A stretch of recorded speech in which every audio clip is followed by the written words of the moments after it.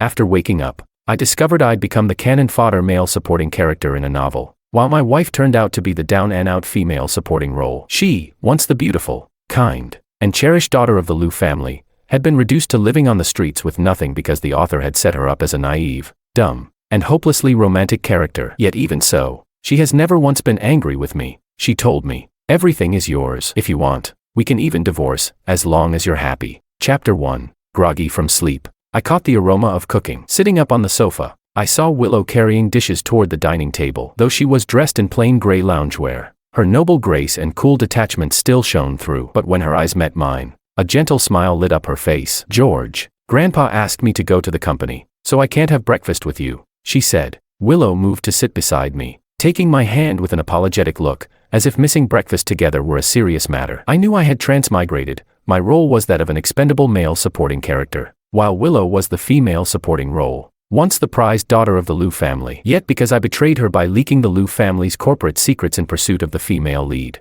the Liu family went bankrupt. Even though she knew the truth, not once did she blame me. Instead, she said, "George, as long as you're happy, I support whatever you do." I don't recall the rest of the plot very clearly. It went something like me acting recklessly in front of the main characters and then getting killed. Meanwhile, determined to help me exact revenge, Willow rallied herself and nearly managed to take down the main characters. In the end, persuaded by the female lead's narrative, she ended up committing suicide. I won't comment on how absurd the plot was. I can only ask, which man wouldn't love such a beautiful and devoted woman? Seeing my silence, Willow's eyes flashed with sorrow, yet she forced a smile and said, "George, do you still want a divorce? It's okay, as long as you're happy. I'm fine with it." She struggled to keep her composure, but her eyes turned red as tears threatened to spill. I could clearly see the hope and fear in them. She longed for us to stay together, yet feared I might really divorce her. Still silent, she added, "Honey, there's only a few tens of thousands left in our savings. You can take it all, even if it's not much." I reached out,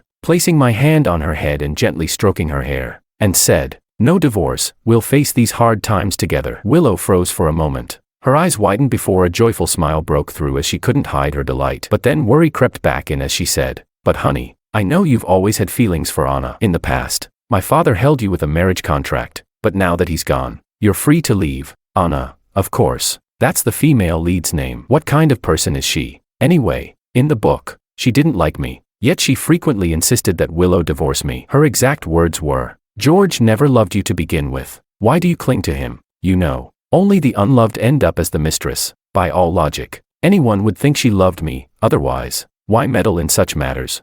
However, when I asked if she truly loved me, she didn't give a clear answer, just that she hadn't made up her mind. Isn't that absurd? Coming back to the conversation, I smiled at her and said, "Ever since I was a kid, you've always left me hanging without giving me a clear answer. I love you, but it's only out of habit, and I'm not a dumbass. Can't you see who really loves me?" Willow gasped in surprise. "You never used to talk like that, you never swore," she said. The original male supporting character in the book, who never swore, was a dumbass, but I'm not him. Brushing off that topic, I continued, "In any case, please trust me this time. From now on, I'll treat you well." "Okay, I believe you," she replied. Willow nodded and cautiously threw herself into my embrace. Seeing that I didn't resist, her smile grew even brighter. Indeed, the book had it that I never even touched Willow, not even held her hand, to prove my loyalty to Anna. With a beauty like hers, how could any man possibly resist? When Willow left, she even reminded me to have a good lunch, telling me not to be stingy with money. She said that even if the Liu family went bankrupt, she'd continue to let me live a good life and never let me suffer. I was nearly moved to tears, thinking to myself, what kind of useless and shameless man would be kept by someone while still harboring feelings for another? But then, I had to start figuring out how to make money. Although being a kept man might be comfortable, I'd still rather earn my own keep. Chapter 2. Carefully recalling the book's setting and searching online, I finally confirmed that this world was also Earth, but a parallel version of it. In other words, many things I knew from my world didn't exist here. For example, this world had no Michael Jackson or his songs, but it did have plenty of pretty boy idols. Well, that made sense, given that this novel was written by a young female author. Then, I confirmed that people's perception of music was at least normal in this world, which meant I could make money. I didn't know how to read sheet music, but I could sing decently. Recording a song on my phone would be simple enough, but where should I send it?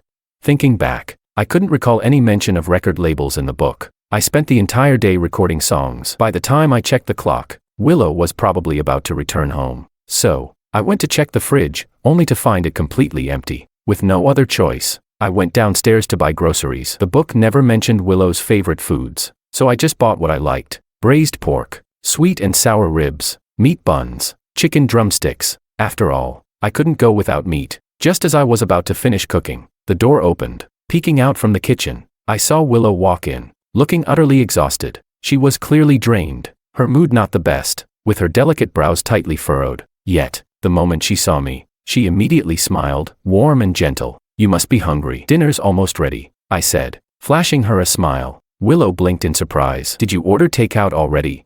I shook my head with a chuckle. "Takeout? No way. I cooked it myself." "You've got to try my cooking." "You know how to cook?" she asked, eyes widening in astonishment. Without hesitation, she kicked off her high heels and ran over barefoot. I naturally pulled her into my arms. She looked thrilled, her face filled with pure happiness. Honestly, with a woman this amazing, the only explanation for the original story's events was that the author was an absolute idiot. I quickly said, "Go change your clothes. By the time you're done, dinner will be ready." Willow glanced toward the kitchen, as if trying to verify whether I was actually cooking. Her sneaky little gaze was utterly adorable. Then, satisfied, she happily skipped off to change. I quickly plated the food and set the table. Seeing that Willow still hadn't come out, I headed to the bedroom, and there she was, standing in front of the mirror, dressed in a black silk nightgown, a very short, incredibly sexy one. And was that whipped cream? I nearly dropped dead at the doorway. Was this something I was even allowed to see? Chapter 3. Willow's face turned red as she bit her lip, as if gathering courage. "George, do you think it looks good?" she asked shyly. Seeing that I didn't respond, she looked a little nervous and added, "I'm not trying to force you into anything. I just thought you might like it. If you don't, or if you're not ready, I can change." What kind of ridiculous setting was this? An outstanding, beautiful woman reduced to a female version of a simp, all thanks to the author's terrible writing. I scoffed inwardly but responded, "I like it. But if you dress like this, there's no way I'll be able to focus on dinner. I'm tempted to put you on the dining table and eat you instead." Willow blushed even more, but happiness shone through her expression. She nodded and said, "Then I'll change. I'll wear it tonight instead." And then, like an absolute idiot, I blurted out, "Got any black stockings?" Willow gasped, eyes wide in surprise. She was clearly caught off guard, but her face remained flushed as she stammered, I don't really like black stockings, but I do have nude-colored ones. Do you like those? If not, I can go buy some right now."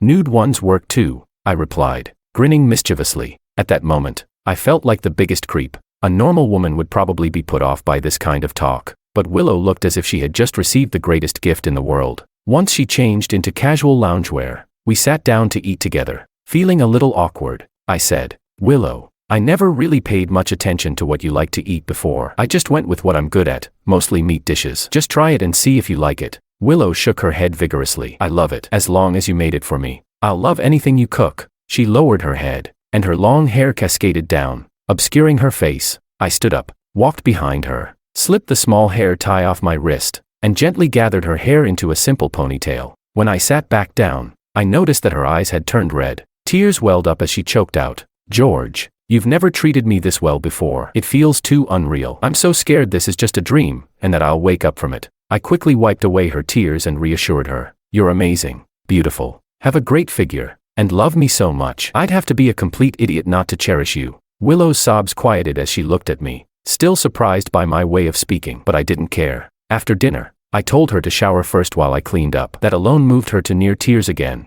Once I finished tidying up the kitchen, I carefully pushed open the bedroom door, only to find that she had already fallen asleep. She hadn't even taken a shower. She hadn't even changed clothes. She had simply collapsed on the bed and drifted off. She must have been exhausted. Originally, I had planned to ask her about record labels, but I couldn't bear to wake her. To be honest, I'd also been thinking about doing something a little bad with her, but more than that, I just felt sorry for her. I couldn't disturb her sleep. Instead, I lay down beside her and pulled her into my arms, mind already spinning with the question, who should I ask about the record industry? I had searched online, but there was nothing useful. Most likely, the author hadn't even bothered to include details about the music industry in the novel. I pulled out my phone and scrolled through my contacts until I found a number, Anna's. In the story, she was a musical prodigy. She had written several songs and used the earnings as seed money to help the male lead start his business. Looks like I had no choice but to ask her. I sent her a message, "I need the contact information and address of a record label. Thanks." If I had any other options, I wouldn't have messaged her at all. I didn't want Willow to misunderstand. Her reply came almost instantly. George, are you doing okay? You should hurry up and divorce Willow. Otherwise, you'll be stuck shouldering her family's debt. Disgusting. The company went bankrupt because she had sabotaged it. And now, she was trying to convince me to divorce Willow. I responded with just one message. I need the phone number and address of a record label. Please send it to me. This time, her side showed typing for a long time. It was only after a long pause that she finally sent the information. Then, I saw her typing again. Before she could send another message, I blocked her. As I was about to put my phone away, I noticed something. Willow's eyes seemed to have just closed. Had she been awake? Or was I imagining things?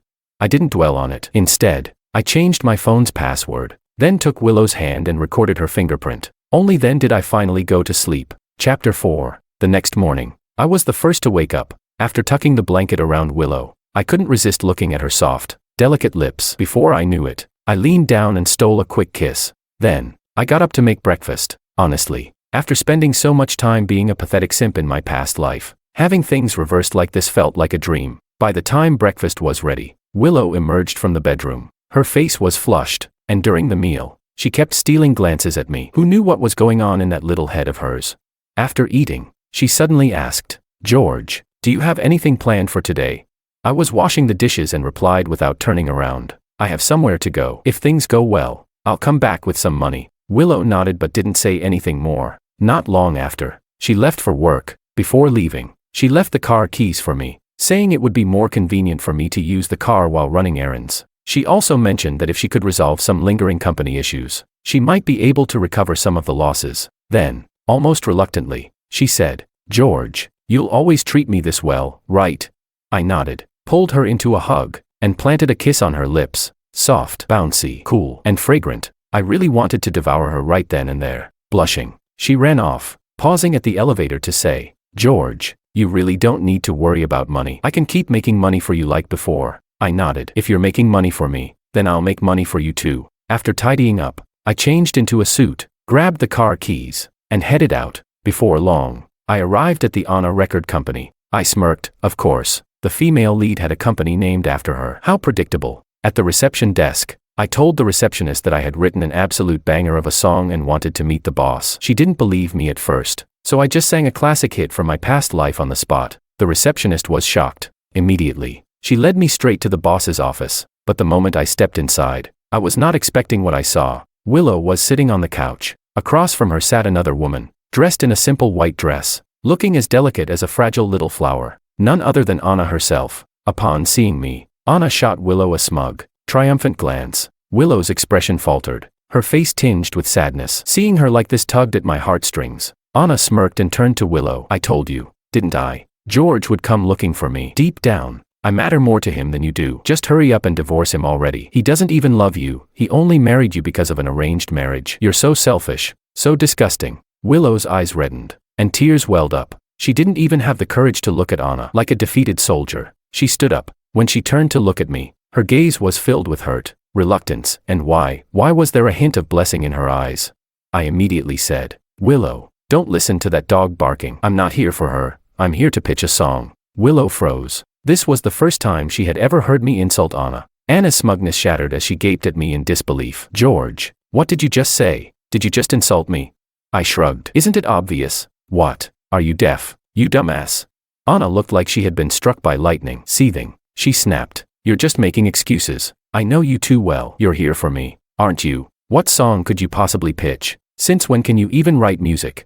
I nodded. Of course, I can. Anna scoffed. Oh, really? Fine. Show me a song, and I'll believe you. I looked at her like she was an idiot and said, do I need your approval? My spouse and I are doing just fine, but you must have eaten too much shit to keep pushing us to divorce. Anna's jaw dropped, completely speechless. Her brain looked like it was about to short-circuit. Willow, on the other hand, was already somewhat used to my swearing, but she still looked surprised. Then, I turned toward the actual boss, an old, bald man who had been silently watching the show from behind his desk. I've written a song that'll set the industry on fire. Want to hear it?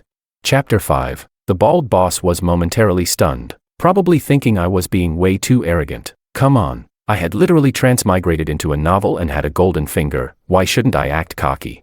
He finally said, well, all right then. I've got nothing better to do anyway. He nodded, seemingly interested. I also found it strange. This guy was actually pretty handsome. So why was he bald? It felt weirdly out of place. I pulled Willow to sit beside me on the couch, crossed one leg over the other, and said, "No need to play any recordings, I'll sing live." Then, I started singing. I began with Hotel California by the Eagles, then moved on to Yesterday by the Beatles, followed by Bohemian Rhapsody, and finally, Billie Jean by Michael Jackson. As for newer pop songs, I skipped them because the young author of this novel had already written those into this world. By the time I was done, my throat was nearly on fire. The bald boss personally handed me a glass of water. Willow looked at me, her eyes overflowing with admiration. Anna. She was still processing, completely frozen. She never expected me to be this good. Of course, I was good, wasn't it obvious? I was basically cheating. The bald boss immediately asked, "Sir, are you selling all of these songs?"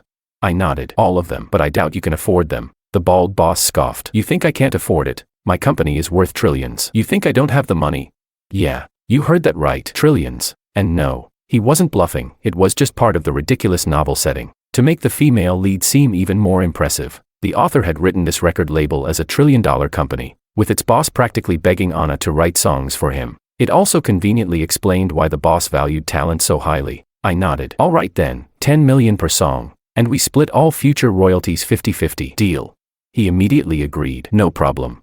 I added, "Oh, by the way, I meant 10 million USD. He chuckled. "So did I." And just like that, the deal was sealed in seconds, because that's just how the author had set it up. The moment this billionaire record label boss met real talent, he was programmed to immediately throw money at them. Anna, however, was not happy. She pouted and complained. "Boss Chan, what do you mean by this? When you bought my songs, you only paid 5 million, and it wasn't even in USD. Why does he get so much more?"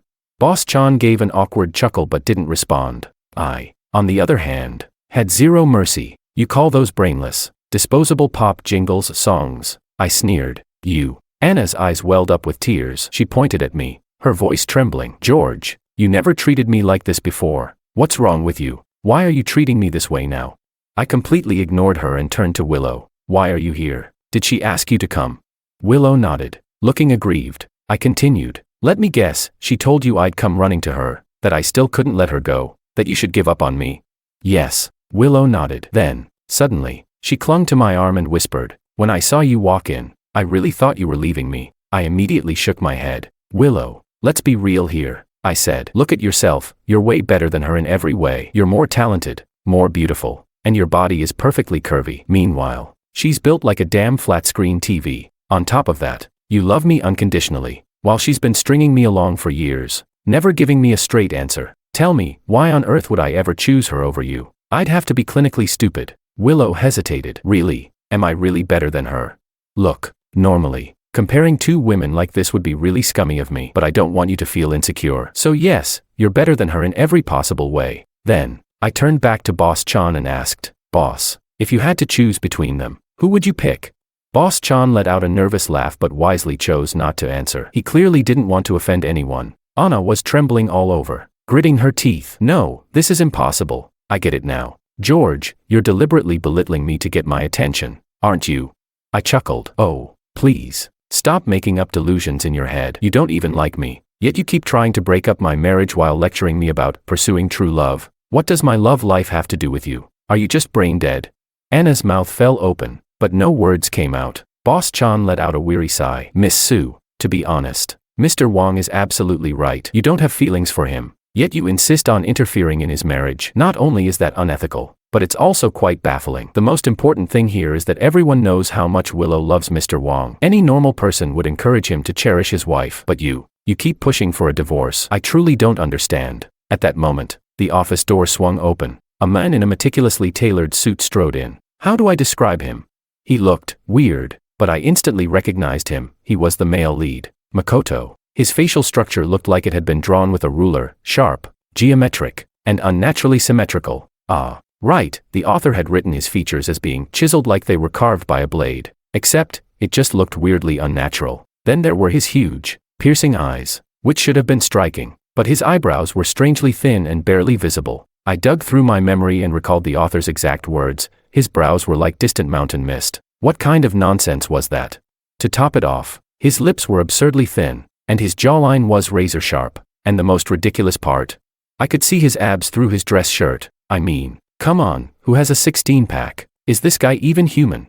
At that moment, I silently thanked this brain-dead author for at least writing Willow's beauty normally. Otherwise, I might have just given up on life. Makoto looked at Anna, his face full of concern. Anna, why are you crying? Did they bully you?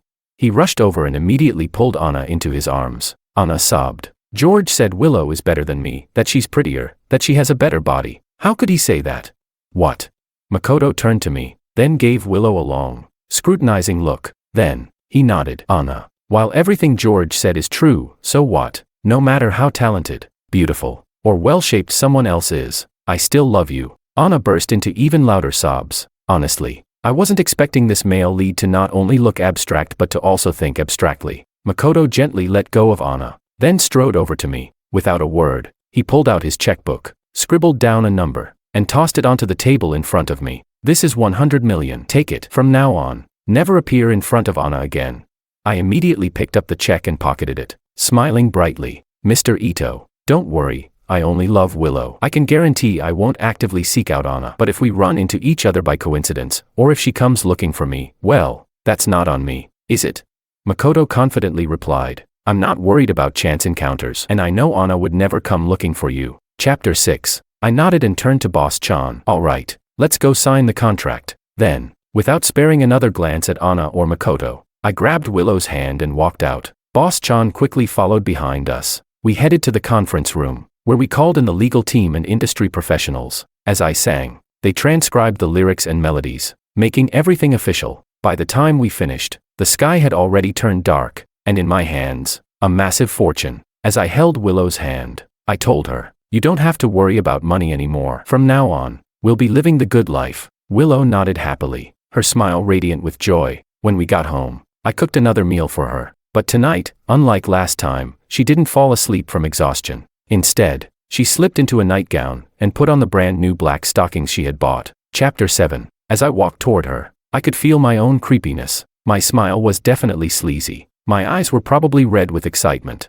and my expression must have been impatient, like a restless monkey. But Willow didn't seem to mind at all. Instead, she looked at me with happiness all over her face, waiting for me to claim her. That night, we barely slept. It was almost dawn when I finally held her in my arms and drifted off. And when I did, I slept straight through till noon. When I woke up, I got busy making breakfast for her. She stayed by my side, helping me out in the kitchen. Sigh. A life like this, for a loser like me, was nothing more than a fantasy. I should probably thank that brain-dead author. But how did I even end up in this world?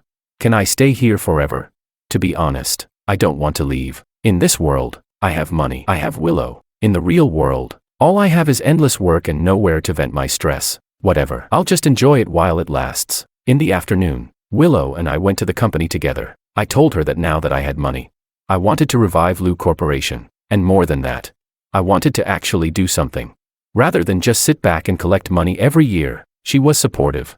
But on one condition, that whatever I did, I had to take her with me. Seeing her clingy little expression made me incredibly happy. It didn't take long for the company to get back on its feet. My songs became massive hits. And even when Chan, the CEO, attended events, he made sure to bring both me and Willow along. I became famous. My fame brought even more business to the company. I thought we would stay happy forever. But then, out of nowhere, Anna made a post online. She accused me of stealing her work. Anna has long been a musical prodigy, a successful entrepreneur, and an active internet user. She has over 10 billion followers. Yes, that's right, over 10 billion. It sounds absurd, but that's exactly how the author wrote it. Her fans blindly believed everything she said. Soon, the entire internet was tearing me apart. Not just me, they were attacking Willow too. If they had only insulted me, I wouldn't have cared. But Willow, that, I couldn't ignore. So, I made an account and started fighting back. But her fans were like mindless bots. No matter what I said, they refused to believe me. That night, Anna called me. When I picked up, she said, George, as long as you. Before she could finish, I cut her off. If you have something to say, let's talk in person. Anna suddenly sounded excited. All right, George, I've been wanting to see you. I've been thinking about you all this time. I hung up and muttered, she's nuts. Willow, lying in my arms, looked at me with concern. George, will you ever leave me? I replied, don't overthink it. I shook my head and said, I've told you, I will love you for the rest of my life. And if there's a next life, I'll still love you. I mean, come on, a woman this perfect. Even in 100 lifetimes, I'd never get tired of her. Chapter 8. The next day, I met Anna at a private club. She had clearly dressed up for the occasion, light makeup, a fresh and innocent look, but I couldn't care less. The moment she saw me, she eagerly clung to my arm and sat down beside me. "George, I've thought it through these past few days," she said passionately. "I've realized that I've always loved you, not Makoto. I just thought we were too close, so I mistook my feelings for you as familial love. But ever since you said Willow was better than me, I finally understood. I care about you more than I ever knew." I pulled my arm away. "Don't do this. I have self-respect, and I suggest you stop acting so desperate. As far as I know, you're already married to Makoto," she replied. "But I can divorce him. I'll do anything for you." As she spoke, she started pulling down her dress, her voice dripping with seduction. "George, I love you. I can give myself to you right now. Come on." I immediately jumped up, stepping away. "Let's talk about why you slandered me first. Those works were mine. Why did you claim they were yours?" She smiled. "Because if I hadn't done that, you wouldn't have responded to me. I did it because I love you. It's proof of my love." Is she insane? I was speechless. Then I said, "I'll say it again. I love only one woman in this life, my wife, Willow. As for you, Anna, not only do I not love you, but I find you repulsive." With that, I turned to leave. Anna broke down, screaming, "Impossible. You're supposed to love me. Screw you." I cursed before walking straight out of the room. And just like that, everything was settled. Why? Because I owned this club. I had set up live streaming equipment in the room. From the moment we started talking, the entire thing had been broadcasted live. I checked my phone. Her brain-dead fans had already turned against her. That's when I finally felt at ease. Just as I was about to leave, I saw Makoto burst in. He was holding a knife. For a moment, I thought I was about to die. But Makoto didn't come for me. "It's none of your business. Get out of my way," he shouted. "I'm going to kill that cheating woman. Anyone who betrays me must die." Then, he stormed into the room. It didn't take long before I heard the screams, and the entire murder was live-streamed. Makoto was arrested soon after. With that, life with Willow returned to peace. But one day, I woke up and found her lifeless. A voice echoed in my head. "If you give up all your wealth, you can take her back to your world, but she will forget you. What will you choose?" I didn't hesitate. I chose to lose everything. Even if I ended up with nothing, I couldn't let the woman I loved die. Even if this was just a story I had somehow entered. Even if she had only loved me for less than a year. No matter what, I had to let her live. Then, I drifted into unconsciousness again. When I woke up, I was back in my tiny rented apartment. Everything felt both familiar and strange. No Willow, just spreadsheets glowing on my computer screen. Was it a dream?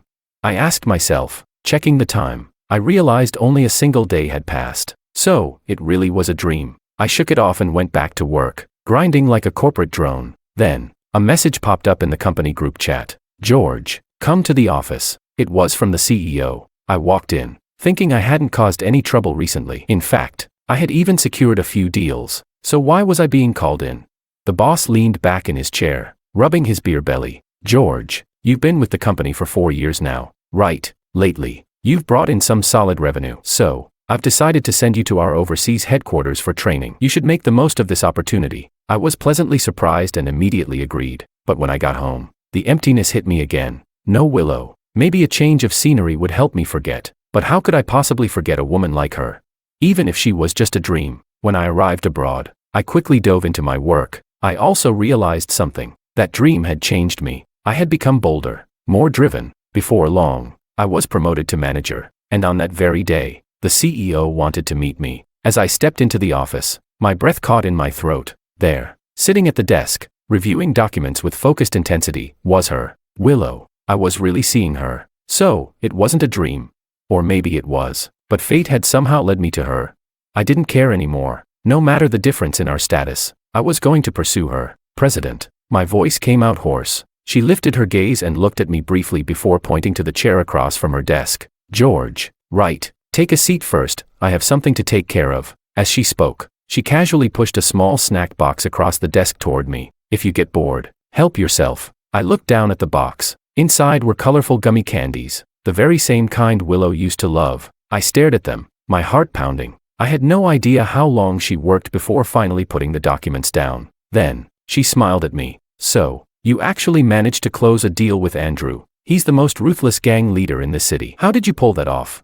She was referring to a recent business deal I had successfully negotiated. As for how I did it, I was reckless. Andrew had said that if I wanted to do business with him, I had to play Russian roulette. So, I played. I pointed the gun at my head and pulled the trigger 3 times. All 3 were empty. Andrew was impressed by my guts and agreed to the deal. Of course, afterward, he told me that there had never been a bullet in the gun to begin with. But I hadn't cared. I couldn't forget Willow. I didn't even know if my experience with her had been real or just a dream. I had been ready to die. Then, I asked, "President, let me tell you a story. It's a bit unbelievable, but would you like to hear it?" Willow hesitated for a moment. Then, she picked up a gummy candy and popped it into her mouth. "I'm not busy today. Go ahead." And so, I told her about my dream. I watched as she seemed lost in thought. Then, I forced a bitter smile. "President, just treat it as a pathetic attempt to flirt with you. Don't take it seriously." She wouldn't believe me, and she definitely wouldn't fall for me. Our worlds were too far apart. But as I reached the door, her voice stopped me. "I'm single right now," she said. "We could give it a try."